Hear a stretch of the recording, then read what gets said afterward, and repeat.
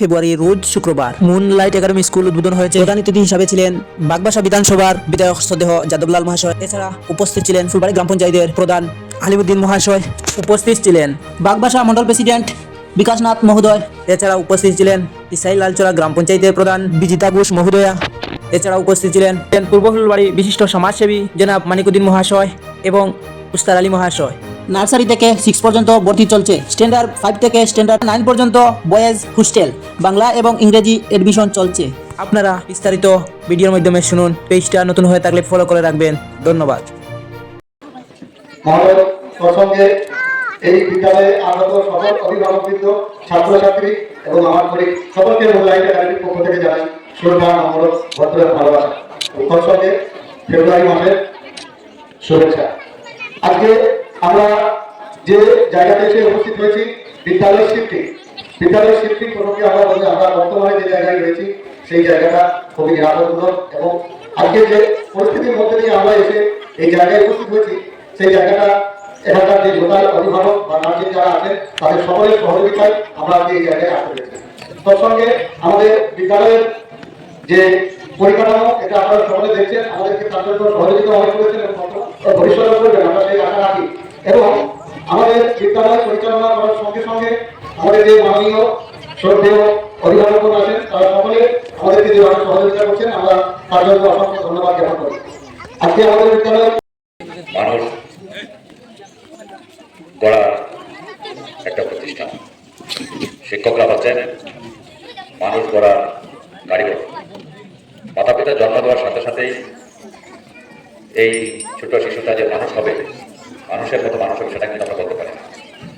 মান এবং পুষ্টি অভিজ্ঞতা দিয়ে তারা জীবনে প্রতিষ্ঠা পাবে, এই প্রতিষ্ঠায় শিক্ষক শিক্ষিকা মন্ডলী তাদেরকে পথ নির্দেশ করে।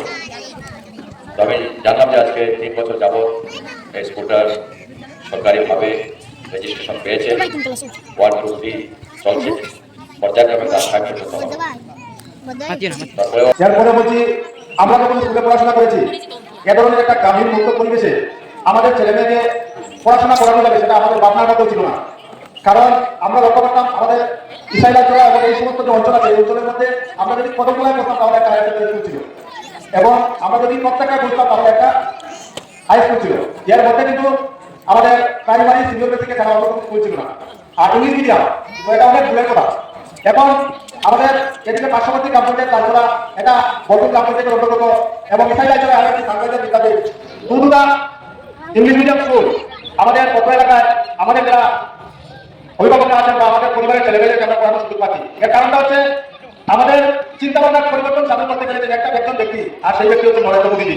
উনি শিক্ষাকে আগামী দিনের প্রজন্মকে একটা প্রতিষ্ঠিত জায়গাটাতে পৌঁছানো জায়গা ব্যবস্থাপনার মাধ্যমে গোটা ভারতবর্ষের সঙ্গে আমাদের ত্রিপুরা রাজ্যেও আমাদের শিক্ষা ব্যবস্থাকে টেনে সাজাচ্ছেন। যেহেতু আজকে আমাদের এখানে ইংলিশ মিডিয়ামের মাধ্যমে আমাদের করে ছেলেমেয়েরা পড়াশোনা করে এই স্কুল থেকে হয়তো প্রাইমারি পাস করবে, কোন কোথায় যাবে তার জন্য একটা ব্যবস্থাপনা আমাদের পার্শ্ববর্তী রয়েছে। আমাদের কদমতলা রয়েছে বিদ্যালয়, সেখানে ইংলিশে গিয়ে পড়াশোনা করতে পারবে। আমাদের প্রত্যেকটা রয়েছে বিদ্যালয়, সেখানে গিয়ে পিএসসি রয়েছে, সেখানে গিয়ে পড়াশোনা করতে পারবে। খেলাধুলা রয়েছে, পাশাপাশি আমাদের নয়াপাড়াতেও আমাদের এই পিএসসি বিদ্যালয় রয়েছে। তো আমাদের এখানে পড়াশোনার পর ইনফ্রাস্ট্রাকচার ডেভেলপমেন্ট, শিক্ষাকে যে ইনফ্রাস্ট্রাকচারের প্রয়োজন সেই প্রয়োজনটা আগে পূরণ করেছে, যার জন্য পত্র এলাকায় শিক্ষাকে নিয়ে তারা চিন্তা করছেন উন্নতের মাধ্যমে এখানে একটা অভিনব স্কুল তৈরি হয়েছে। আমাদের পরবর্তী সময় আমার ছেলেমেয়েকে আমরা কোন জায়গায় নিয়ে পড়াশোনা করাবো। আগে আমরা কোথায় পেতাম, আমাদের প্রথম করে একটা বিদ্যালয় ছিল, সেটা ছিল বুঝলেন সেটা অন্য কোনো বিদ্যালয় ছিল না। তো আমাদের এখানে যারা পড়াশোনা করে আগামী দিনে এখান থেকে যাওয়ার পরিকল্পনা করবে তাদের জন্য দরজা খোলা হয়েছে। আমি আলোচনা দীর্ঘায়িত করবো না, আমি সকল অভিভাবকদের প্রতি একটাই জিনিস আলোচনা করবো, আমরা যেহেতু গ্রামের বাসিন্দা আমাদের গ্রামকে সাজানোর দায়িত্ব আমাদের। তো সাজানো হবে আমাদের ছেলেমেয়েকে যদি আমরা প্রতিষ্ঠিত শিক্ষায় শিক্ষিত করতে পারি, তার মধ্যে উদ্ভাবনী চিন্তা ভাবনা যখন আসে আমাদের গ্রামটাকে আমরা সাজাতে পারবো, সেই আবেদন রাখবো আমি। আর আরেকটা কথা বলবো, নরেন্দ্র মোদী দেশকে 2047 মধ্যে আত্মনির্ভর করার পরিকল্পনা নিয়েছেন। সেই আত্মনির্ভর পরিকল্পনার প্রত্যেকটা ব্যক্তি আমরা বিশ্বের দরবারে আমাদের দেশকে যেভাবে আজকে ইসাইলাচড়া ওনারা চিন্তা করেছে যে আমার ইসাইলাচড়া এবং আমটিলা বরগুনা ফুলবাড়ি করুন এলাকার সাধারণ গড়ের ছেলেমেয়েরা একটা আদর্শবান ছাত্র হিসাবে এই স্কুল থেকে গঠিত হয়ে যেতে পারবে, ঠিক তেমনি আমাদের শিক্ষাটাকে যখন উন্নতি হবে নরেন্দ্র মোদীজির সেই চিন্তাধারা আমাদের দেশকে এই শিক্ষার বিষয়ে এত গুরুত্ব দেওয়া হয়েছিল। আমরা যদি গীতার থেকে একটি শ্লোক যেমন কর্ম তেমন ফল, প্রথম বাক্য গীতার মধ্যে, সেটা যদি কোট করি, আমার বাচ্চাকে যদি আমি সুশিক্ষায় শিক্ষিত করতে পারি